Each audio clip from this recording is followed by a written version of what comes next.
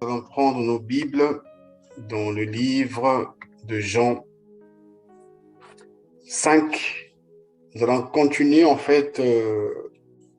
notre exhortation il y a 2 semaines. Je ne sais pas si vous vous rappelez. On avait parlé du paralytique et dans mes propos, je disais que j'ai subdivisé, j'ai scindé cette exhortation en 2 volets. J'avais parlé du premier volet qui est le volet de la procrastination dont faisait objet le paralytique, de sa négligence des raisons qu'il n'arrêtait pas d'avancer et celui qui a poussé à cet homme de passer 38 ans de sa vie à attendre une guérison. Et le second volet, j'avais dit, si ça plaît vraiment à Dieu, nous allons en parler, c'est le volet de la grâce, de la dispensation de la grâce, le volet de la permanence, le volet où le protocole est anéanti, le volet où, je dirais même en un mot, la mise à jour de la Bible a été réalisée. C'est ce volet que nous allons, par sa grâce encore, nous entretenir cette nuit. Je pense que, bien aimé, vous prenez quand même le temps de réécouter ces enseignements et je crois que ces paroles nous apportent tous quelque chose de meilleur dans nos vies. Nous avons observé la vie de cet homme, de la procrastination que cet homme a fait foi. Nous avons observé la vie de cet homme, des raisons, même devant Jésus, il a avancé une raison. Dieu nous a fait grâce et je crois que par sa grâce, nous allons quitter ce domaine de la procrastination pour être des hommes et des femmes actifs et actives. Donc, nous allons lire nos Bibles. Dans nos Bibles, nous allons prendre à partir du verset 8. Je lirai du verset 8 jusqu'au verset 18. C'est la lecture. Moi, je lis à la version du Sommeur. Eh bien, lui dit Jésus, lève-toi, prends ta natte et marche. À l'instant même, l'homme fut guéri, il prit sa natte et se mit à marcher. Mais cela se passait un jour de sabbat. Les responsables des Juifs interpellent donc l'homme qui venait d'être guéri. C'est le sabbat. Tu n'as pas le droit de prendre cette natte. Mais, répliqua-t-il, celui qui m'a guéri m'a dit, prends ta natte et marche. Et qui t'a dit cela? Lui demandèrent-ils. Mais l'homme qui avait été guéri ignorait qui c'était, car Jésus avait disparu dans la foule qui se pressait à cet endroit. Peu de temps après, Jésus le rencontra dans la cour du temple. Te voilà guéri, lui dit-il, mais veille à ne plus pécher pour qu'il ne t'arrive rien de pire. Et l'homme alla annoncer au chef des Juifs que c'était Jésus qui l'avait guéri. Les chefs de Juifs se mirent donc à accuser Jésus parce qu'il avait fait cela le jour du sabbat. Jésus leur répondit, « Mon Père est à l'œuvre jusqu'à présent, et moi aussi je suis à l'œuvre. » Cette remarque fut pour eux une raison de plus pour chercher à le faire mourir. Car, non content de violer la loi sur le sabbat, il appelait encore Dieu son Père, son propre Père, et se faisait ainsi l'égal à Dieu. Bien-aimé, je suis dans la joie lorsque je lis cette écriture. La dernière fois, comme je nous disais, on a vu le volet par sa grâce, le volet procrastination. Mais aujourd'hui, on va voir le volet grâce, le volet libéralisation. Je vais appeler ça le volet mise à jour. Jésus dit, je ne suis pas venu pour abolir, mais plutôt pour accomplir. D'où ça m'a fait, dans la voiture, je cogitais moi-même, je parlais, je crois qu'avec le Saint-Esprit, je dis, mais comment? J'arrive pas à comprendre comment est-ce qu'on dit, il n'est pas venu pour abolir, mais il est venu pour accomplir. C'est comme, bien aimé, chacun de nous a un téléphone portable. Le téléphone portable, là, à chaque fois, on nous envoie des mises à jour pour remettre ça par rapport au standard actuel. Donc Jésus est venu pour mettre à jour la parole de son Père. Parce qu'en amont, il y avait des lois établies. Et les hommes vivaient que selon ces lois-là. Donc quand tu leur ramenais autre chose, ça ne passait pas. Ce qui fut le cas avec ces Juifs. Jésus a dit à cet homme, eh bien, toi qui avançais des raisons, toi qui procrastinais dans ce lieu, voilà que je t'ai guéri. Prends ta natte là.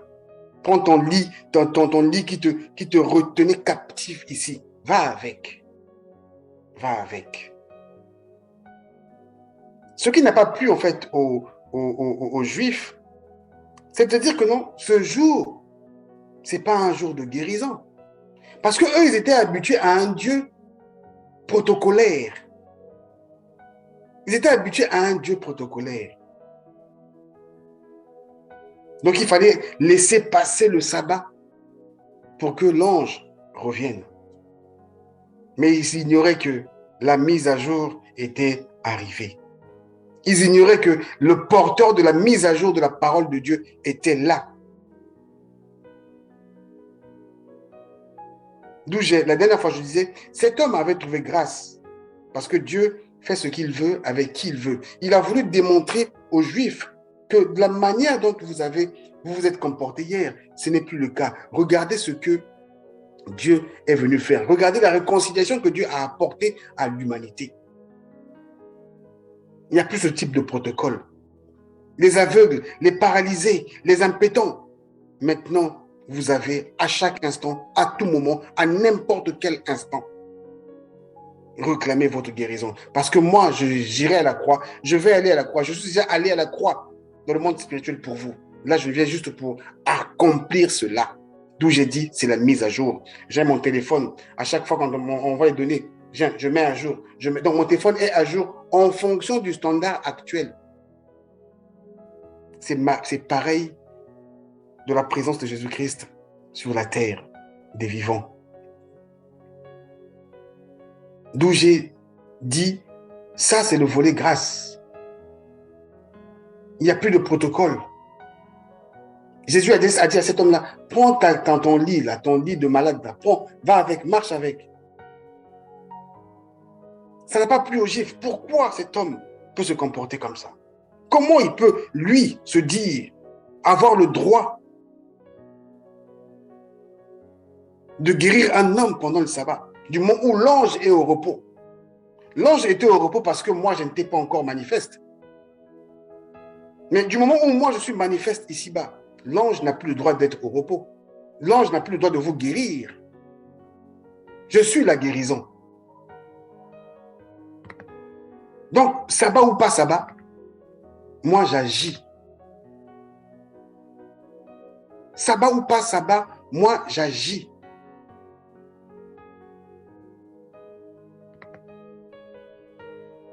Et ça a étonné, en fait, les Juifs. C'est quoi le sabbat? Le sabbat est un jour de repos hebdomadaire. C'était un jour consacré à Dieu, à cette époque-là. À cette époque, c'était comme ça. Donc, Dieu avait son jour.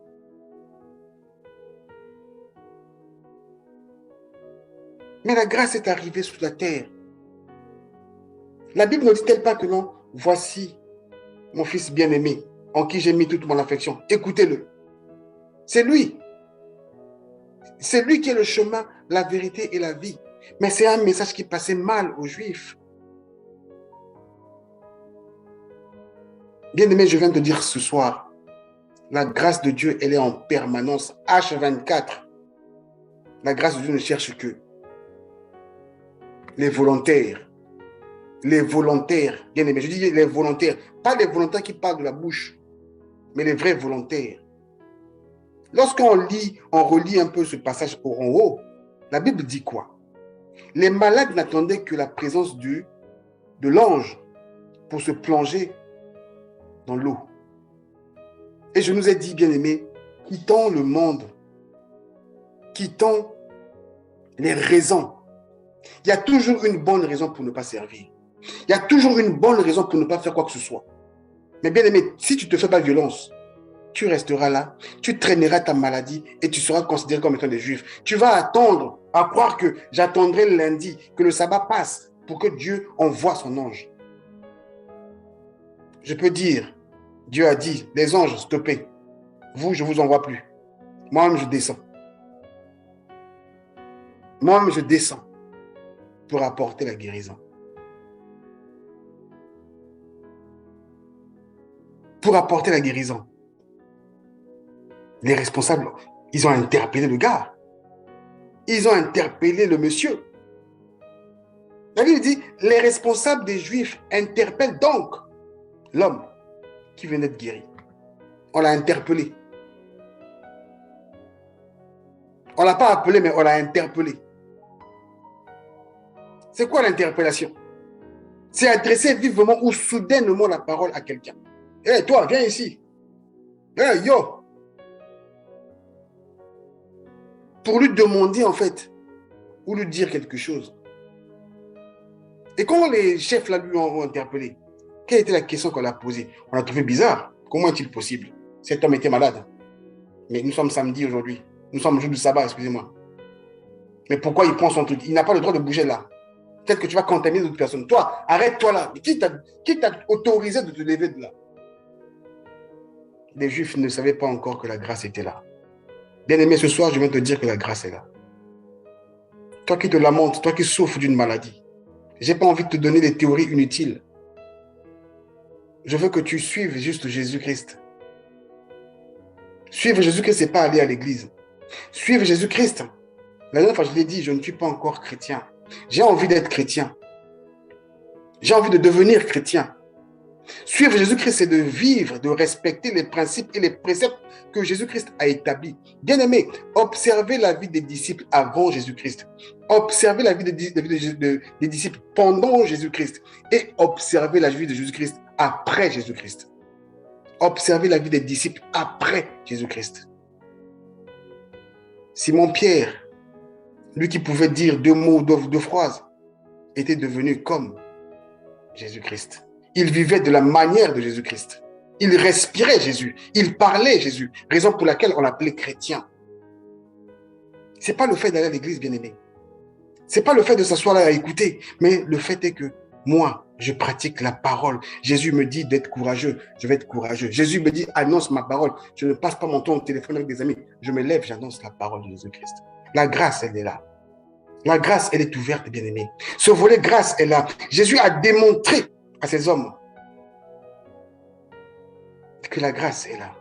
Les Juifs se posaient la question. C'est le sabbat. C'est le jour où Dieu se repose. Ils sont toujours en retard. Tu n'as pas le droit de porter cette natte. Cette natte, c'est ton numéro de maladie, en fait. Cette natte, c'est ta place où on t'a placardé. Cette natte, c'est ton immatriculation où là où on a marqué, lui là, il ne réussira pas. C'est ça la natte. C'était sa référence. On lui dit, tu n'as pas le droit de porter cette natte. Tu es malade.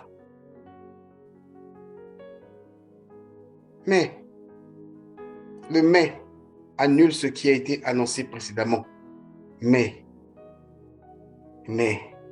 répliqua-t-il, celui qui m'a guéri m'a dit, il m'a dit, prends ton lit, prends ta natte et marche. Parce que cet homme était un impétent, était paralysé, il n'arrivait pas à bouger. Mais qui peut te faire ça? Qui au travers d'une seule parole peut te dire, prends ta natte, il marche et tu agis? Ils se sont posés la question, mais c'est qui celui-là? C'est qui, lui demandirent-ils?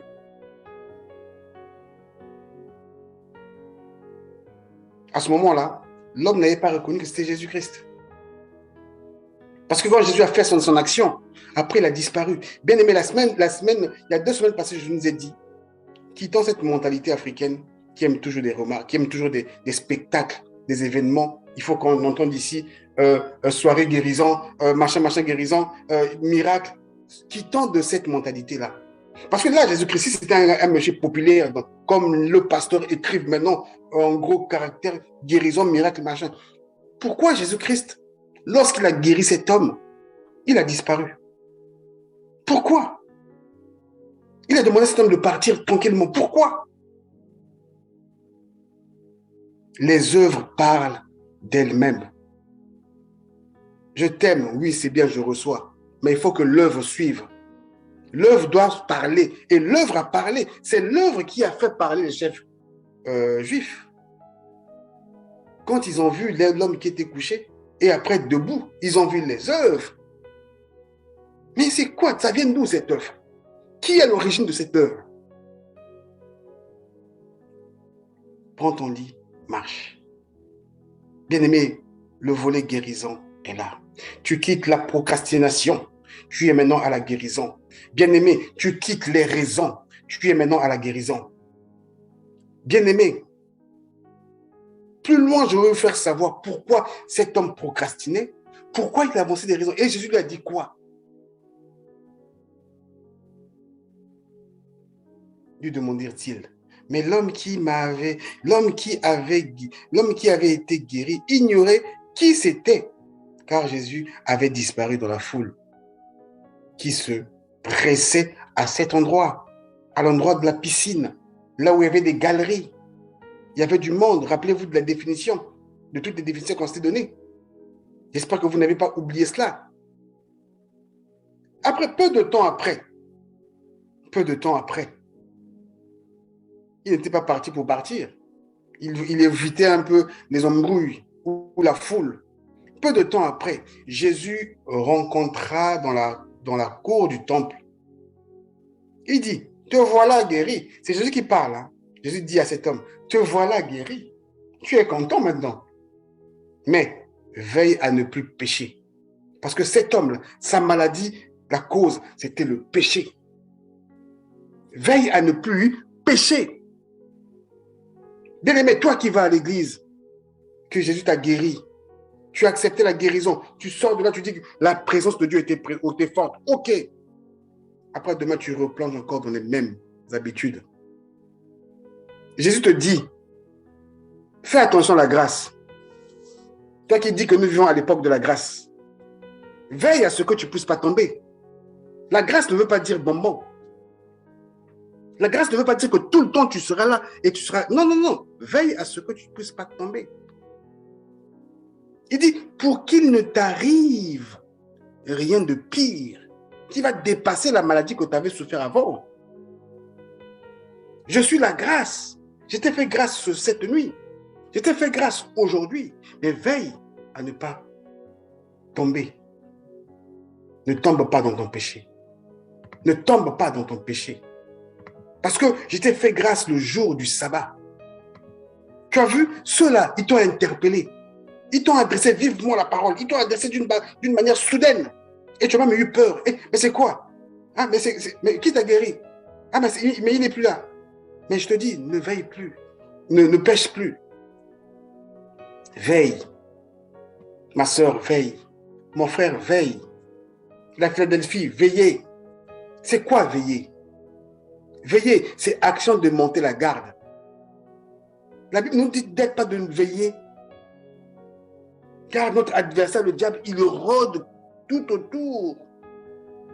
Toi qui aimes dormir, toi qui aimes écouter la télé tout le temps, là, suivre la télé tout le temps, toi qui es accroché au téléphone H24, tu veilles à quel moment?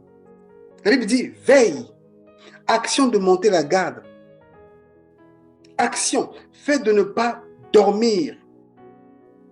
État de quelqu'un qui est éveillé. Veille. C'est pas moi qui te dis. C'est pas Satel qui te dit.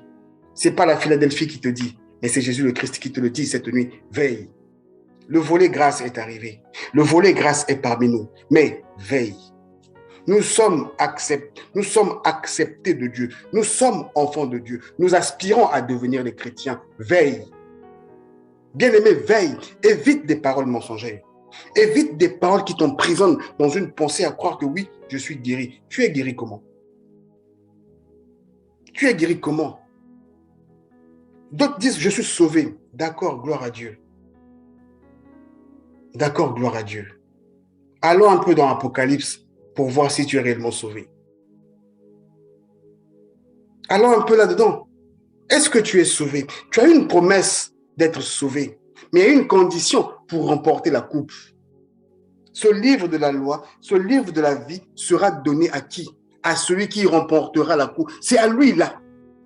Tu es sauvé où? Quelle Bible tu lis? Tu seras sauvé à condition de vivre la parole de Dieu. Il est venu, il a apporté la grâce. Mais cette grâce, elle est conditionnée, bien-aimé. Cette grâce, elle est conditionnée. Toi qui écoutes ma voix cette nuit, cette grâce, elle est conditionnée. Toi qui veux la vivre, cette grâce, elle est conditionnée. Ce n'est pas moi qui ai dit, c'est Jésus. Il a dit, te voilà guéri. J'ai voulu voir un peu la tête de Jésus ce jour-là. Comment il parlait. Avec un ton un peu... Un peu temps sonné, quoi. Te voilà guéri, lui dit-il. Mais veille. Je vous ai dit, le mais annule la phrase qui a été précédemment annoncée, ou le mot qui a été précédemment annoncé. Tu es gentil, mais on a annulé la gentillesse. On te fait maintenant remarquer la chose qui ne va pas. Mais veille à ne plus pécher pour qu'il ne t'arrive rien de pire. Et l'homme alla annoncer au chef de juif, je dois aller dire. L'homme en question, c'était Jésus. C'était Jésus qui l'avait guéri. Et ça a encore rendu furieux. Les chefs juifs se mirent donc à accuser Jésus. On a commencé à l'accuser. Accuser. Déférer quelqu'un en justice, c'est ce qu'ils ont fait. Reprocher quelqu'un à une faute. Tenir quelque chose pour responsable d'une situation. C'est ça, accuser. Bien aimé, je nous ai toujours dit, c'est important lorsque nous disons, définissons les mots. Chaque mot placé là a son importance, a son sens. Notre maître a été accusé. A été accusé parce qu'il avait fait cela le jour du sabbat. Mais il ne se rendait pas compte. Il ne se rendait pas compte que celui qui était là, c'est celui qui est et qui est toujours, et le Créateur des cieux et de la terre. Jésus leur répondit, mon Père est à l'œuvre jusqu'à présent. Et moi aussi, je suis à l'œuvre. Ça les a encore terrassés. Mais il est gonflé, celui-là. Bon sang. Pour qui il se prend, lui? Cette remarque fut pour eux une raison de plus pour chercher encore à le faire mourir. Voilà, il continue encore à nous défier. Car non content de violer la loi sur le sabbat, il appelait encore Dieu son propre Père et se faisait ainsi égal à Dieu. Bien-aimés. Pourquoi? Parce qu'ils ne savaient pas à qui ils avaient affaire. Ils ne connaissaient pas que c'est lui qui était là. Celui avec qui on parlait, c'est lui le Dieu de grâce. C'est lui le Tout-Puissant. Celui qui a vu le Père, il m'a vu. Bien-aimés, la Bible nous demande à nous de veiller. Veillons, veillons, veillons. J'aimerais dire aussi à nous qui écoutons souvent les prédications ou sur des différentes émissions qui passent dans les télés, je n'aimerais pas citer les noms de ces émissions-là, où certains prédicateurs, lorsqu'ils prêchent, qui travaillent du lundi au vendredi, après ils nous laissent se reposer les samedis. Le repos, là, ne veut pas dire repos pour que nous aussi on arrête. On se dit, bon, j'ai suivi mon programme de lundi au vendredi, je me repose samedi et dimanche pour que je reprenne lundi. Lui, il fait ça parce qu'il a peut-être autre chose à faire après. Mais toi, tu n'as pas le droit de dire, moi aussi je vais me reposer ces jours-là. Toi, tu dois travailler tous les jours. Tous les jours de ta vie. Parce que la Bible dit, voici, il ne sommeille ni ne dort. Celui qui garde Israël. Éternel est celui qui te garde. Il ne sommeille pas. Il ne sommeille pas, il ne dort pas. Voici, il ne sommeille ni ne dort, celui qui garde Israël. Pourquoi toi tu veux dormir? C'est pour ça que Jésus a répondu à ces Juifs. Il dit, son Père est à l'œuvre. Lui aussi, il est à l'œuvre. Il n'y a pas de protocole, il n'y a pas un jour pour lui. C'est open bar. C'est un self-service. C'est pour ça qu'il m'a envoyé réconcilier l'humanité avec lui. C'est ça le volet grâce. Mais attention, bien aimé, à ce volet grâce. J'attire quand même notre attention à ce volet grâce. La grâce n'est pas un jeu. Faites attention à la grâce. Je crois qu'on dirait que nous sommes sauvés. Je suis sauvé. C'est ce jour-là. Je ne sais pas. Je ne sais pas. Nous sommes sauvés. Est-ce que tu es sauvé? Pose-toi la vraie question. Tu es sauvé. Tu as dit dans la parole de Dieu, on dit que tu es sauvé. Ou on t'a proposé d'être sauvé. Ou on t'a dit ceci. Toi qui écoutes ces choses-là, tu es heureux, à condition. Est-ce que tu as oublié la partie de la condition?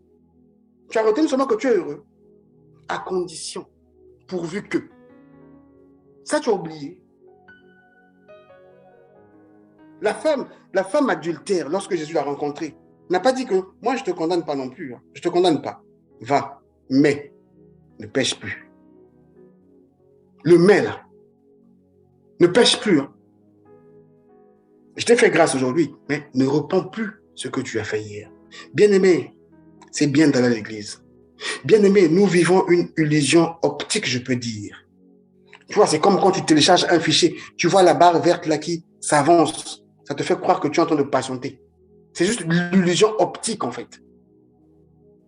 Bien-aimé, sortons des hérésies. Jésus-Christ a payé à la croix pour nous et moi. Oui, il a payé pour ceux qui suivent sa parole. Il a payé pour ceux qui pratiquent sa parole. Car à ceux-là, le livre de la vie sera donné. Bien-aimé, nos noms peuvent être retirés du livre de la vie. Si vous ne croyez pas, allez-y lire. Ton nom peut être retiré si tu ne fais pas attention. C'est pour ça que Jésus a dit à ce monsieur qui n'arrêtait pas d'avancer des raisons, à ce paralytique qui passait son temps à procrastiner. Bien aimé, 38 ans qu'il est resté. 38 ans. Et pourtant, les autres arrivaient à prendre guérison parce que quand le l'ange arrivait, il se faisait violence, il partait dans l'eau et il recevait guérison. Lui, kakaba raison. C'est aussi une partie de ses péchés. Ma raison, ma procrastination. Le péché, ce n'est pas seulement d'aller voler. La médisance. Il était en train de goûter avec les autres. C'est ça son temps. 38 ans, il est resté là en train de galérer. Jésus a voulu juste montrer la gloire de Dieu. Jésus a voulu juste montrer que cela, c'est fini cette époque. Maintenant, vous avez la grâce avec vous. Maintenant, vous avez le pardon de péché avec vous. Prenez ce pardon de péché qui est tous les jours avec toi. L'onction de Dieu est avec toi tous les jours. Bien-aimé, tu n'as pas besoin d'aller voir un pasteur, un prêtre, je ne sais pas qui, pour t'imposer la main. Bien-aimé, tu as la capacité de te dire, maintenant, ça suffit. Maintenant, c'est mort, c'est fini. Je change de comportement, je change de direction. Bien-aimé, celui qui a appelé au désert, il a dit, répondez-vous, réponds-toi. Ça veut dire, change de direction, change ta pensée. C'est ça, se repentir. Si tu changes la pensée, tu as la guérison. Tu n'as pas besoin qu'on fasse 1000 prières sur toi. Change ta façon de penser. Change ta façon de voir des choses. C'est ça, Dieu. Dieu a dit, repentez-vous. Réponds-toi, car le royaume des cieux est. Réponds-toi. Est-ce que tu lis ta Bible? Ou tu passes le temps à écouter seulement ce que les autres te disent? Est-ce que tu lis la parole de Dieu? La Bible dit que ce livre de la loi ne se loigne point de ta bouche. Médite-le jour et nuit. C'est ce que la Bible te recommande. Tu seras sauvé à condition que tu pratiques la parole de Dieu. Ça, je viens de le dire, bien-aimé. Tu seras sauvé à condition que tu vives selon cette grâce-là. Sinon, ce ne sont que des paroles en l'air que tu racontes. Sinon, ce jour-là, même moi qui te parle, peut-être je ne serai peut-être pas là. Si je ne respecte pas cette parole, je ne suis pas exempté. Je ne parle pas à toi, je me parle à moi-même aussi. Mon nom peut être retiré. Bien, mais si tu ne crois pas, va lire ça dans l'Apocalypse. Ton nom peut être retiré. Jésus a dit à la femme, attrapée en flagrant délit d'adultère, va, mais ne pêche plus.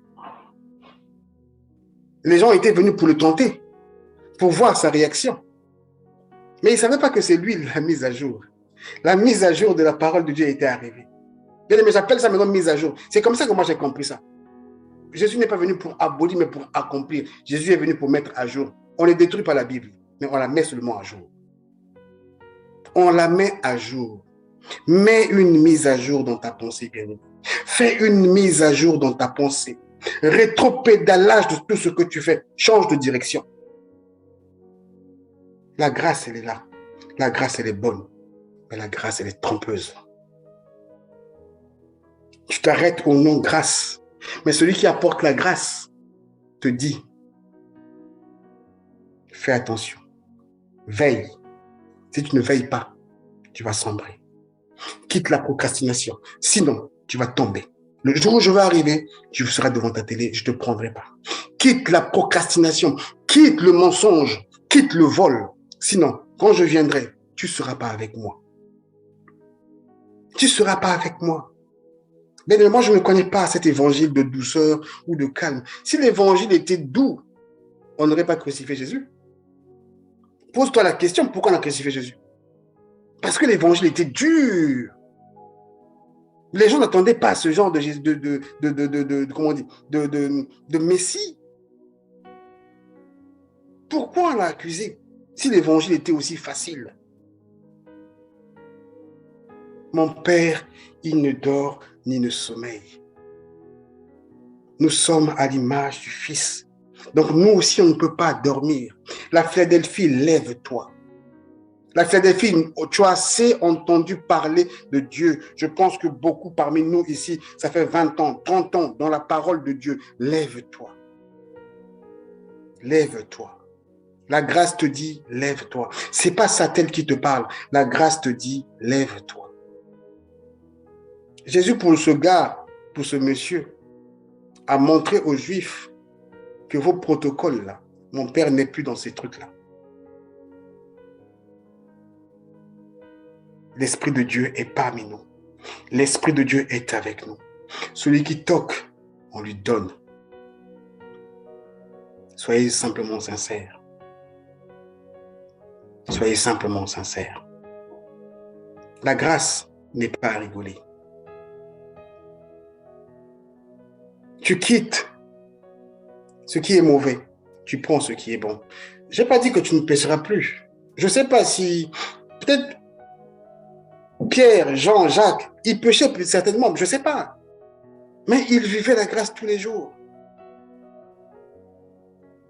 J'aime cette parole dans le livre des Actes des Apôtres qui dit, j'ai ni argent ni or à te donner, mais ce que j'ai, il avait lui en lui.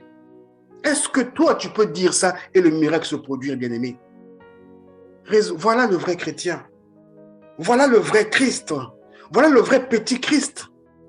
Il dit, ce que j'ai, c'est le nom de Jésus. Lève-toi et marche maintenant. Voilà celui à qui on peut dire chrétien. Parce qu'il a respecté les conditions du maître, bien-aimé. Il a été appelé disciple avant d'être appelé chrétien. C'est qui un disciple? C'est celui qui est discipliné dans les actions que le maître établit. C'est ça. On se précipite d'avoir un nom, mais on ne vit pas la vie qui va avec. La grâce, elle est trompeuse, bien-aimé. Ça va être bizarre. Je te ramène un message contraire. Ça fait 25 ans, 30 ans que tu n'as pas entendu ça. Moi, un petit comme moi, je te dis le contraire. Jésus aussi était petit. Il était aussi petit. Parmi des grands, des vieux juifs, là. Le jour où il a répondu aux gens qui ramenaient la femme attrapée en flagrant de l'adultère. Lisez bien la Bible, bien aimé. Les premières personnes qui sont parties, c'était les vieux. Les vieux qui arrivaient, là, sont partis en premier. Ce n'est pas une question d'âge. Tu peux vivre. Tu as vécu peut-être 30 ans. Tu as été dans l'église avant que moi. Mais aujourd'hui, La grâce vient te dire, veille. Si tu ne veilles pas, la situation sera pire. Veille. Ne suis pas les hérésies. Ne suis pas les hommes qui veulent te maintenir dans une position. Ne suis pas ceux qui procrastinent. Nous devons capitaliser, bien-aimés. L'autre fois, je l'ai dit, chaque minute qui passe, tous les jours qui passent, tous les jours que Dieu nous fait grâce, bien-aimés. Il peut simplement m'utiliser. C'est dit, c'est pas que je manque de péché. C'est pas que si tu me vois demain m'énerver, tu diras, ah, le frère là, il prie, mais oui, c'est normal que je puisse m'énerver chez une personne. C'est normal. Même Jésus était énervé devant au temple. C'est normal que l'homme s'énerve. Mais après, je ne dois pas pécher dans ma colère. Mais ce que je te dis, c'est au-delà de tout ça. Ce que je te dis ne dépend pas seulement de moi, dépend de toi aussi. C'est ta vie. C'est ta vie. La vie sur terre, même si on vit 150 ans, bien aimé, même si c'est 150 ans, ça n'a rien à comparer de l'éternité. Et l'éternité se prépare aujourd'hui. La dernière fois, je nous ai rappelé, on envoie nos enfants à l'école. C'est pour leur bien-être. C'est pour leur avenir, pas pour nous. Nos parents nous ont envoyés aussi à l'école. C'est pour nous. Mon salaire, quand je gagne ça, je partage avec ma mère. C'est pour moi. Je mange avec ma femme et mes enfants. Mais qui a payé mes études? C'est ma mère, c'est mon père. C'est pour qui ils font? C'est pour nous. C'est comme la grâce, c'est comme la parole de Dieu. Quand il dit, ce livre de la loi ne s'éloigne point de ta bouche, médite ça jour et nuit, bien-aimé. Il n'est pas idiot. Il te connaît. Il sait ce que tu as besoin. Ce n'est pas un téléphone ni une voiture. Tu n'as pas besoin de ça. Tu vaux plus que ça. Le jour où tu vas commencer à marcher selon ces paroles-là, tu seras l'ouvrier des dernières heures. Je me lève à 15 heures, je travaille, je rentre, j'ai 50 000 euros. Il fait ça, ce Dieu-là. C'est pour ça que lui, il est venu le jour du sabbat vous dire, non, ne faites plus comme ça. Faites différemment. Faites différemment. Faites différemment. Je prie que le Seigneur nous bénisse. Je prie que le Seigneur nous accompagne. Je prie que le Seigneur nous garde. Je prie que le Seigneur nous aide à avancer. Seigneur, je te dis merci. Merci pour ta parole et merci pour ta présence au milieu de nous. Merci car tu conduis toutes choses et que tu fais chaque chose bon en ton temps. En toi seul la gloire pour des siècles et des siècles. Amen.